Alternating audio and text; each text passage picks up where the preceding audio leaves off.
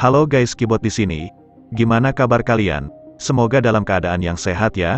Ada gak dari kalian yang hobi menonton film yang bertemakan bencana alam, seperti banjir, tsunami, ataupun lain-lain? Kali ini Kibot ingin menceritakan suatu film yang bertemakan bencana alam.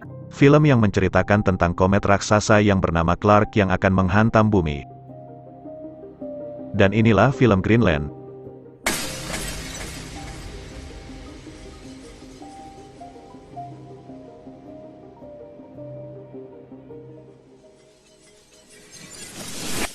Di awal film kita diperlihatkan seorang pria yang bernama John Garrity.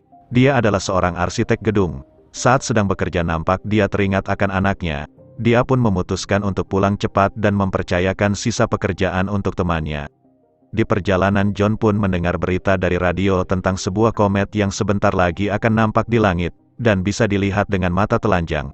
Komet itu bernama Clark. Hey boss, what you still doing here, man? I thought you were taking off early. Okay, you still call me when it's done, okay? You got it, boss. Singkat waktu dia pun sampai di rumahnya, namun sepertinya dia ragu untuk menekan bel rumah, seperti sedang mencurigai sesuatu. Dia pun membuka pintu rumah menggunakan kunci cadangan yang ada padanya. Setelah masuk, dia pun melihat seorang wanita yang nampak sedang berolahraga. Wanita itu bernama Allison. John menyapanya, tapi mereka terlihat canggung. Lewat perbincangan mereka diketahui bahwa mereka adalah suami istri yang sudah pisah ranjang tapi belum bercerai. Kemudian John pun menemui anaknya yang bernama Nathan. Terlihat Nathan sangat senang ketika bertemu dengan ayahnya. Nathan pun memperlihatkan beberapa hasil karyanya termasuk gambar komet yang katanya bakalan kelihatan dari bumi. Mereka pun berbincang-bincang. Namun diketahui bahwa Nathan mengidap penyakit diabetes. Terlihat dari alat yang ada di pinggangnya. John pun mengatakan, apapun situasinya aku akan menjadi seorang ayah yang akan selalu menjagamu. Dan Nathan pun tersenyum.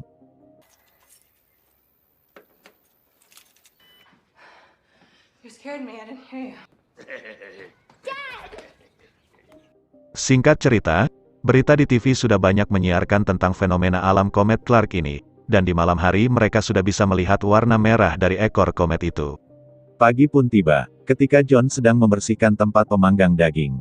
Allison yang baru selesai mandi menyuruh John untuk berbelanja, karena ada beberapa tetangga yang akan makan siang di rumah mereka.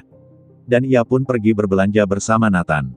Saat mereka sedang di tempat parkir supermarket, dia pun kaget karena di langit nampak ada banyak sekali pesawat yang terbang secara bersamaan, seperti sedang mengungsi. Mereka pun masuk dan berbelanja, namun ketika sedang mencari barang, John mendapat pesan dari Presiden. Pesan yang berisi tentang pengungsian terhadap orang-orang terpilih untuk menyelamatkan diri. Hey, we're gonna need some more beer and wine. Okay. Okay. You need...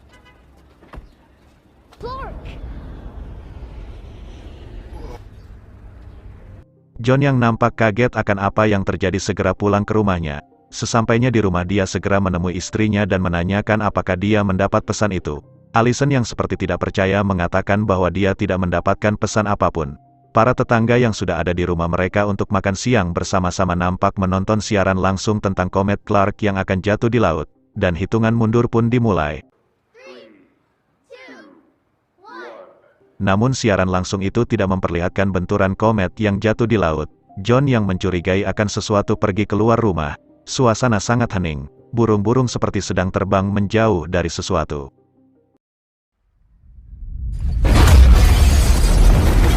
Semua orang panik.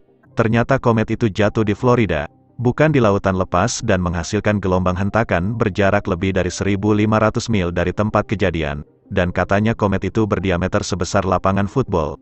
Semua orang tidak percaya. Tapi ketika berita menyiarkan secara live kengerian dari kejadian tersebut. Dan ternyata itu hanyalah pecahan kecil dari komet Clark. Lalu setelah itu, muncul pesan kedua kali dari Presiden untuk segera bersiap-siap dan pergi ke bandara militer untuk diungsikan ke tempat aman. Namun semua heran, kenapa hanya keluarga John yang mendapat pesan tersebut, sedangkan keluarga lain tidak? Ternyata memang hanya orang-orang terpilih saja yang mendapat pesan itu. Semua orang pun pulang untuk mengecek rumahnya masing-masing, sedangkan John dan istrinya nampak sedang bersiap-siap untuk pergi, dan terlihat langit pun sudah berubah merah akibat dari ledakan komet itu. Kemudian saat mereka akan berangkat, tetangga mereka yang tidak mendapatkan pesan pun panik, dan meminta tolong kepada John. Tapi John tidak bisa berbuat apa-apa. mereka hanya bisa pasrah. Look, Hingga ada seorang ibu-ibu yang meminta tolong agar anaknya bisa ikut dengan mereka. John pun meminta maaf karena tidak bisa membawa anak itu.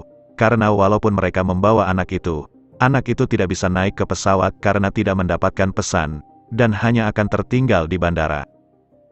Ali, we can't take her. But why? And then leave her standing there alone when they turn her away. He's gonna call us. It's gonna be fine. Saat dalam perjalanan mereka dikagetkan dengan kemacetan yang terjadi, John pun memutar arah dan mencari jalan lain karena waktu mereka tinggal sedikit. Singkat cerita, mereka pun sampai di pangkalan militer. Dan terlihat banyak sekali kerumunan orang yang memaksa ingin masuk. Tapi hanya orang-orang yang mendapat pesanlah yang bisa masuk ke pangkalan militer itu. John bersama keluarganya menerobos dan menunjukkan kode QR untuk bisa masuk ke pangkalan itu.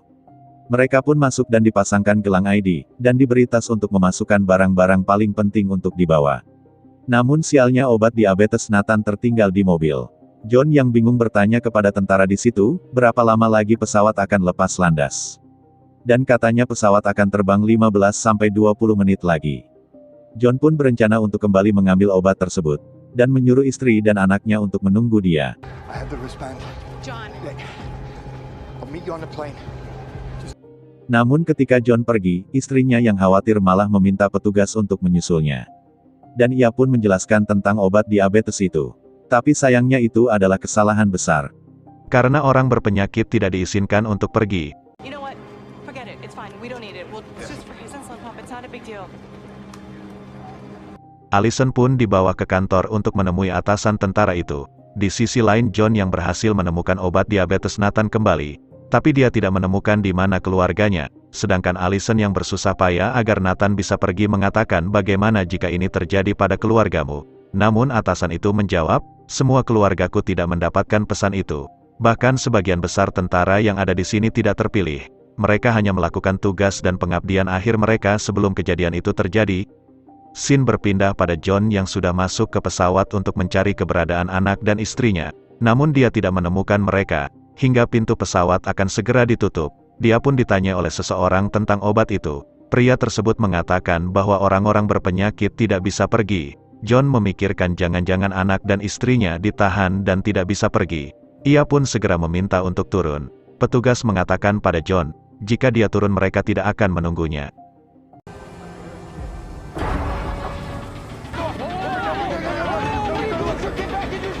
Go to get to my kid, please. I beg you. You get off this plane, we are leaving without you. Sorry. Dan saat John turun, kekacauan pun terjadi, karena masyarakat yang tidak mendapatkan pesan itu sudah menerobos masuk ke dalam bandara hingga terjadi baku tembak, dan sialnya salah satu tembakan itu mengarah ke bahan bakar dan terjadilah ledakan.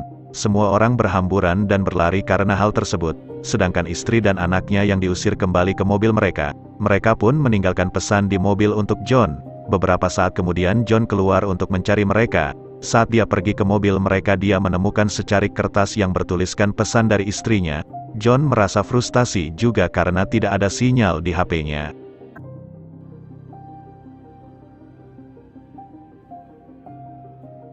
Scene berpindah pada Allison dan Nathan yang masuk ke supermarket untuk mencari obat diabetes Nathan dan dia berhasil mendapatkan obat yang diperlukan. Namun tiba-tiba datanglah komplotan orang bersenjata. Allison pun hampir ditembak. Untung saja ada orang baik yang membiarkan mereka pergi. Hingga mereka pun menumpang di mobil orang yang katanya akan pergi ke utara. Di perjalanan akhirnya John pun berhasil menghubungi istrinya. Namun karena sinyal yang tidak stabil mengakibatkan percakapan mereka tidak jelas. Lalu terlihat orang-orang yang sudah pasrah dan malah berpesta di atas sebuah gedung sambil melihat pecahan komet yang menghantam bumi. Scene kemudian memperlihatkan John yang mencari tumpangan, dan dia melihat truk yang akan berangkat. Saat John bertanya pada sopir itu mengizinkan John untuk menumpang, karena tujuan mereka juga ke arah utara.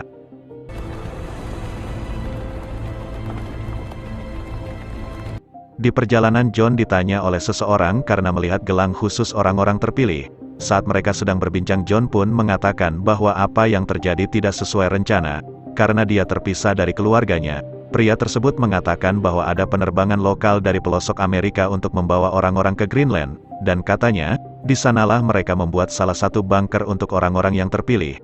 So find them and then meet up with us after. We're taking off from Osgood. How do you know you're even going to get in? Only one way to find out, right? Di sisi lain, Allison dan anaknya harus mendapat musibah dari orang yang ditumpangi mereka. Ternyata orang itu menginginkan gelang Allison agar bisa lolos masuk ke pangkalan militer. Orang itu mengambil paksa gelang Allison, menculik Nathan dan meninggalkan Allison di jalanan.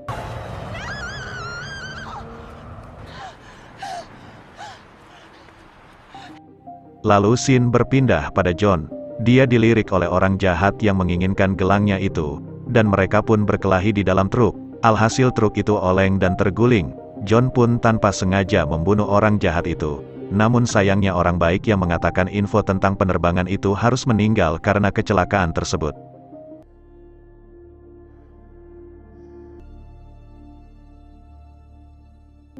Allison yang kebingungan di jalanan mencoba mencari tumpangan. Dia pun berhasil mendapatkan tumpangan ke pangkalan militer, karena dia menduga anaknya dibawa penculik ke sana. Dan benar saja, penculik itu masuk dengan membawa Nathan dan mengaku mereka memiliki gelang orang-orang terpilih. Namun untung saja Nathan mengatakan mereka bukan orang tuanya. Nathan juga mengatakan mereka menculiknya. Mereka pun ditangkap dan Nathan yang nampak pucat dibawa oleh tentara ke tempat pengobatan.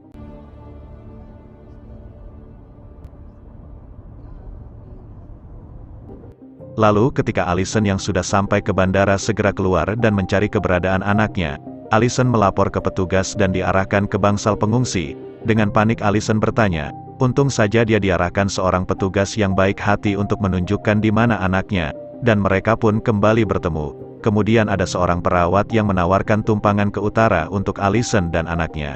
Perawat itu juga memberikan obat-obatan untuk Nathan. I wish I could give you more, but that's all we have.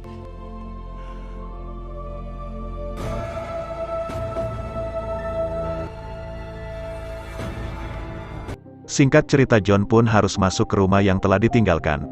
Dia melihat berita di televisi bahwa komet terbesar akan segera menghantam bumi dalam beberapa jam lagi. Ia pun segera membersihkan diri dan mengambil mobil di sana untuk segera pergi ke rumah mertuanya.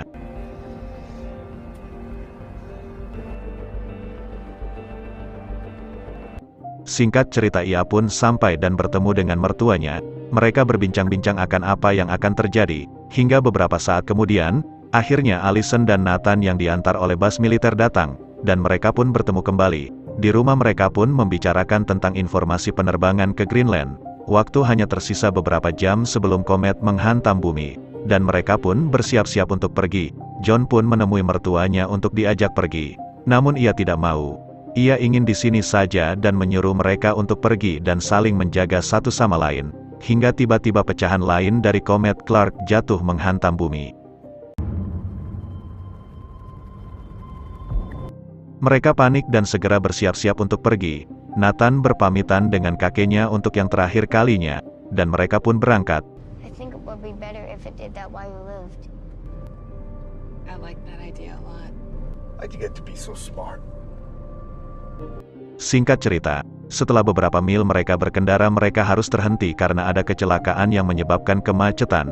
Hingga tiba-tiba di radio terdengar di berita, bahwa partikel-partikel meteor akan jatuh di wilayah mereka. Dan benar saja partikel-partikel itu jatuh dan menghujani wilayah tersebut.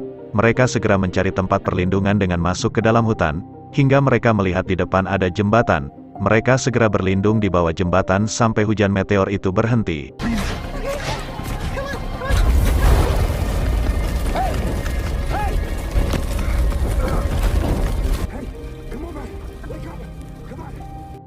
Di malam hari mereka melanjutkan perjalanan menuju bandara. Dan saat mereka sampai terlihat pos penjagaan sudah kosong, mereka pun menerobos masuk. John mengendarai mobilnya sampai masuk ke dalam lintasan penerbangan, dan sangat beruntung. Terlihat di depan mereka ada satu pesawat yang akan segera lepas landas. Ia pun mencegat pesawat itu. Pilot pesawat itu turun dan memarahi mereka, namun karena permohonan dari mereka, akhirnya mereka pun diizinkan untuk naik. Karena memang sudah tidak ada penerbangan lain, dan beberapa saat setelah mereka terbang, beberapa penduduk lain datang menggunakan mobil. Malam pun berganti pagi, dan setelah beberapa jam mereka terbang, akhirnya dataran Greenland terlihat. Namun tiba-tiba pecahan meteor lainnya menghantam bumi dan terjadi ledakan yang dahsyat. Pesawat mereka oleng karena gelombang hentakan menyebabkan mesin pesawat itu mati. Pilot dengan sekuat tenaga mengontrol pesawat itu dan melakukan pendaratan darurat. Confirmed. Going for airspeed. Confirmed. Levers, feather. Burners off. Confirmed.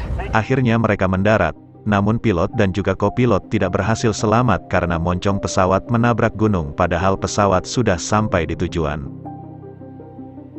Mereka pun segera berjalan menuju bunker itu. Dan untung saja ada tentara yang sedang menggunakan truk melihat mereka, dan para tentara itu pun menjemput mereka. Mereka pun disuruh bergegas karena beberapa menit lagi meteor terbesar akan menabrak bumi. Dan meteor terbesar pun menabrak bumi. Lalu mereka bersiap menghadapi gelombang hentakan dari meteor itu yang akan menerjang beberapa detik lagi.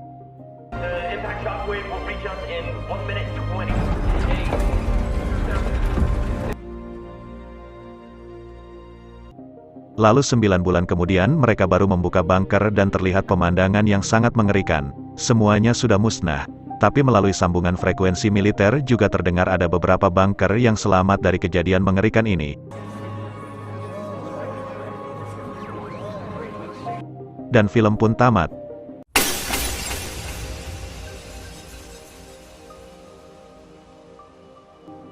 Mungkin itu saja review dari alur cerita film Greenland.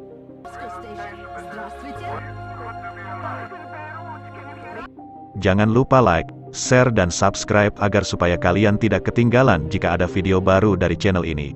Kibot di sini, dan sampai jumpa di video berikutnya.